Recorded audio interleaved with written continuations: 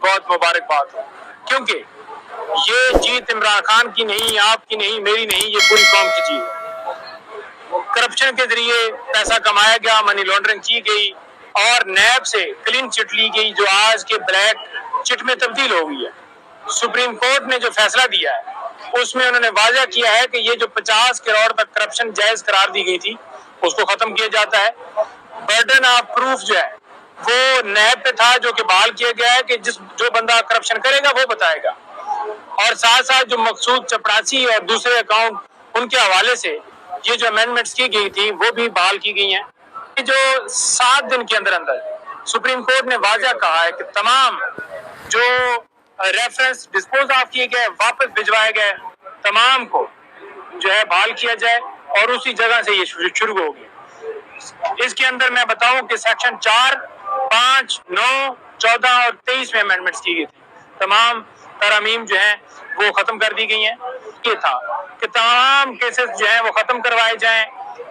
Electronic जो voting machine है वो आपको पता है इसलिए खत्म की गई कि धांधली की जाए।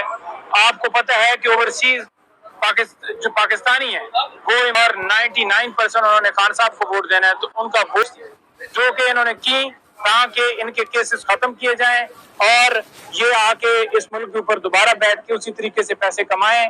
और एक लिमिट करार दे दी गई कि अब किसी और के अकाउंट में पैसे ट्रांसफर कर दिए जाएं, अब किसी और को खड़ा करके सारा मामला कर दिया जाए। तो ये सारी की सारी अमेंडमेंट्स खत्म हो गई। नईम साहब, ये बताइएगा कि इस फैसले के बाद पाकिस्तानी सियासत में क्या असरात मुरातिब होते हुए नजर आ रहे हैं, और दूसरा क्वेश्चन ये दीजिएगा कि क्या ये घेरा तंग जो है, बात ये नहीं है कि घेरा तंग की बात है। चाहे शरीफ फैमिली हो, चाहे जरदारी फैमिली हो, चाहे पीडीएम की कोई और जमात हो, चाहे कोई ब्यूरोक्रेट हो, चाहे कोई बड़ा ऑफिसर हो, जितने लोग हैं, जिन जिन लोगों ने अमेंडमेंट से फायदा लिया, तमाम जो है जुमरे में दोबारा आ गए और उनके लिए घेरा तंग हो गया। और घेरा तंग कैसे हुआ कि ये जो करप्शन थी इसको जायज कर दिया गया कि अब साबित किया जाए कि वाकई ये करप्शन से पैसा कमाया गया। कैसी मुज़क्कर खेज अमेंडमेंट्स हैं। आज पता चला है कि ये चपरासी अकाउंट वो वाला मामला भी अंदर था इसके अंदर, तो और 50 करोड़ वाला भी था, और बाकी एसेट बियॉन्ड मींस वो भी कि इनसे पूछा ही ना जाए। तो ये सारी अमेंडमेंट इसलिए की गई।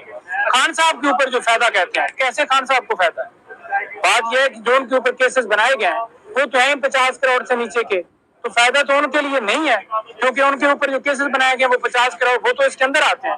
तो अगर उन्होंने फायदा लेना होता तो वो कहते कि ठीक है अमेंडमेंट्स ठीक है। उनको पता था 200 के करीब केसेस जो बने हैं।